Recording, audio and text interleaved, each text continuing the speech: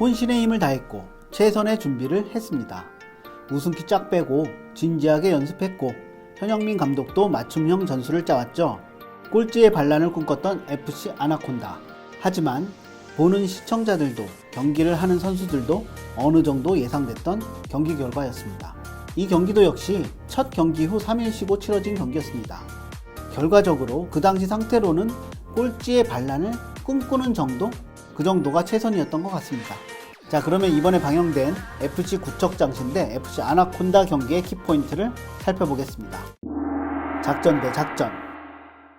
현영민 감독은 구척장신 맞춤형 전략을 들고 나왔죠.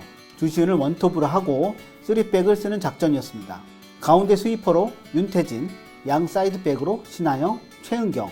2002년 월드컵 때 썼던 그 3백을 생각했다는 현영민 감독의 전술은 꽤 괜찮은 작전이었습니다. 90년대 중후반, 2000년대 초반 우리나라 대표팀은 주로 352, 343 전술을 많이 썼었죠. 그 핵심이 바로 스위퍼를 둔 3백이었습니다. 반대로 백주훈 감독은 아나콘다가 수비 위주 전술로 나올 것과 그 최종 수비수인 윤태진이 전담 키커로 모든 킥을 도맡아서 차는 걸 알고 있었죠.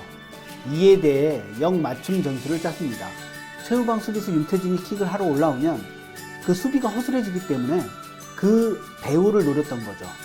바로 이현희를 상대편 진영에 짱 박아두는 전술. 하프라인 이하로 절대 내려오지 말라고 했습니다. 또한 상대의 수비 전술 위주의 플레이에 대해 틈이 나면 빠른 역습으로 허를 찌르는 방법으로 주로 전술을 짰습니다. 두 팀 모두 훌륭한 전술이었죠. 하지만 습득력의 차이가 결과로 나타났습니다. 뭐 결과는 여러분들이 보셨기 때문에 다 아시겠죠? 에이스의 무게감. 에이스는 팀에서 기량이 가장 뛰어나고 팀의 중심이 되는 선수입니다.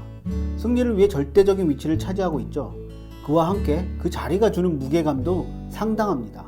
구척장신에는 이현희, 아나콘다는 윤태진이 있습니다.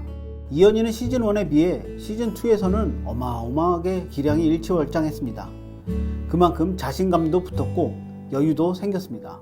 에이스의 무게감을 즐기는 정도까지 도달한 것으로 화면에서 보였으니까요. 경기 초반 아나콘다의 수비에 막혀 이렇다 할 찬스를 만들지 못하고 오히려 게임이 말리는 경향까지 나타났는데도 당황하지 않았습니다. 침착하게 다독이며 기회를 노리다가 슛 한 방으로 골을 만들어냈죠. 분위기를 완전히 구척장신으로 돌아오게 만들었습니다. 에이스의 진면목이 드러나는 바로 그 순간이었죠. 반면 윤태진은 긴장한 모습이 역력했습니다. 신생팀의 에이스이고 기량도 상대보다 떨어지는 상태에서 부상까지 당한 선수가 있으니까 그 무게감은 남달랐을 겁니다. 탁골과의 경기에선 경기력에서 우위가 있다는 걸 본인이 느꼈는지 자신감이 있었습니다. 하지만 구척장신과의 경기에선 자신감보다는 본인이 어떻게든 해결해야겠다는 그 욕심이 더 있었던 것 같습니다. 물론 윤태진 외에 해결할 사람이 아나콘다에 없었던 것도 사실이죠. 이번 경기에서 윤태진은 약간 경직된 플레이를 보여줬습니다. 본인이 해결해야 한다는 그 무게감이 상당했던 거죠. 첫 골을 먹혔던 장면을 보면 여느 선수였으면 그냥 밖으로 걷어냈을 텐데 윤태진은 어떻게든 전방으로 뿌려줄 생각을 했었던 것 같아요. 결국 그 플레이가 독이 되어 선취골을 내줬습니다. 본인이 만들어야 한다는 강박이 굉장히 심했고 에이스의 무게감에 사로잡혀 버리지 않았나 하는 그런 생각이 듭니다. 물론 에이스의 플레이가 모두 다 좋을 수는 없습니다. 이렇게 시도를 해야 골이 나올 확률도 많아지니까요. 때론 위험해지기도 하지만 시도할 수 있는 사람이 바로 에이스입니다. 문제는 첫 골 이후죠. 화면에서조차 멘탈이 흔들린 모습이 보였거든요. 자신의 실수로 실점했지만 다시 시도해야 하는 자리였는데 이후엔 그 흔들린 멘탈이 쉽사리 돌아오지 않았고 그러다 보니까 소극적이고 위축된 플레이를 했던 것 같습니다. 에이스의 무게감, 윤태진 선수에게는 극복해야 할 과제입니다. 골키퍼의 구력.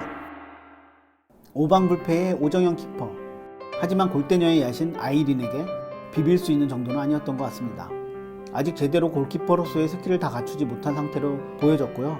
골 때리는 그녀들의 경기를 보면 골키퍼의 수준이 상당한 역할을 하고 있는 걸 알 수 있습니다. 골킥 연습을 1000개도 더 했다고 하는 구척장신 아이린 키퍼의 말을 보면서 구력의 차이는 어쩔 수 없구나 그런 생각을 했습니다. 막을 수 있는 것을 막느냐 막지 못하느냐 이거에서 골대녀의 경기는 판가름이 난다고 생각합니다. 아나콘다도 몇 번의 날카로운 슈팅을 했죠. 골키퍼가 약한 팀이었다면 분명 골이 될 수 있는 상황이었습니다. 하지만 아이르는 쉽게 막았죠. 예전 국대 골키퍼 논란이 있었을 때 이훈재의 장점을 사람들은 이렇게 평가했습니다. 슈퍼 세이브는 많지 않지만 편하게 막는다. 편하게 막는 건 위치 선정과 수비 조율에서 탁월한 능력이 있다는 반증입니다. 물론 이훈재 선수는 추후 슈퍼 세이브 능력에 PK 방어 능력까지 장착을 했지만 말입니다. 지금의 아이리는 따로 영상을 만들어도 될 정도로 어느 정도 골키퍼의 경지에 도달한 상태로 보여졌습니다. 결국 이런 차이로 구척장신과 아나콘다 경기에 승패가 결정됐다고 보여집니다. 때로는 무모함이 필요할 때가 있습니다. 투석문로. 우선 저지르고 나서 고쳐가는 것도 한 방법이니까요. 하지만 아나콘다 선수들의 몸 상태가 기존 팀들과 겨루기엔 아직 많이 부족했습니다.